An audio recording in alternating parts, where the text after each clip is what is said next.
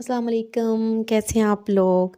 आज की वीडियो में मैं बना रही हूँ जी ऑरेंज जूस मुझे तो बहुत पसंद है और सबका ही फेवरेट होता है।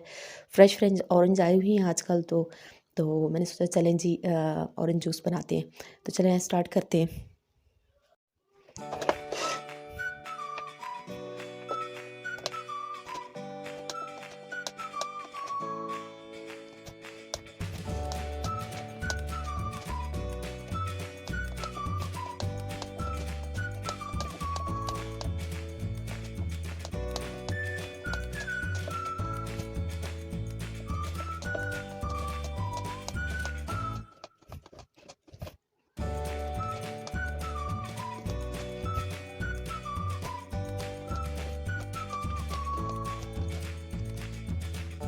जी तो फ्रेंड्स, ऑरेंज जूस हमारा बन के बिल्कुल रेडी है। मैं अब इसमें शामिल करूँगी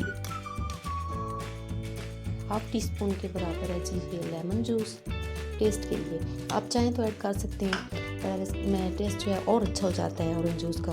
और थोड़ा सा मैं ब्लैक साल्ट है, काला नमक, वो डालूँगी। और इसके अलावा मैं डालूँगी जी इसमें ब्लैक पेपर।